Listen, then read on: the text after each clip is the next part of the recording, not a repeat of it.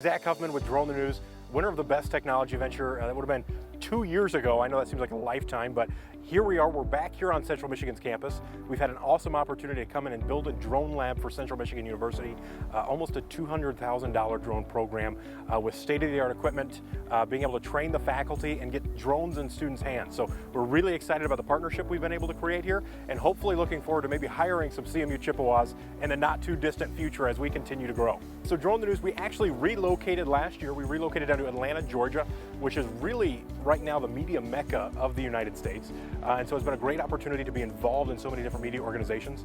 On top of that, we've kind of pivoted a little bit from our initial opportunities of specifically working to train media groups, and now we are more providing services for those media groups. So we've integrated our training platforms into universities all across the nation and have developed those training platforms to then hire those students and develop a network of pilots all across the U.S. that we then enact and put into these radio, television, and cinematic organizations and provide the drone services for them. So business has been going incredibly well. We have our highest growth margin year this year, doing exceptionally well, growing exponentially.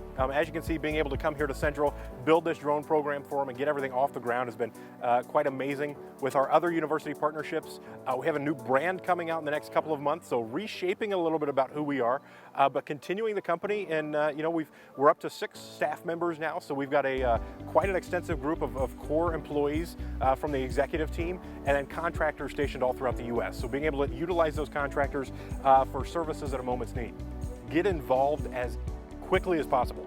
I think that's the best thing that you can do is meet the people at the new venture competition, meet the mentors that they bring in, whether remotely or in the classroom, participate, learn from as many people as you can, because that's what ultimately helps you, whether you're pursuing an entrepreneurial adventure or whether you're going in and working a job somewhere in entrepreneurship or outside of that.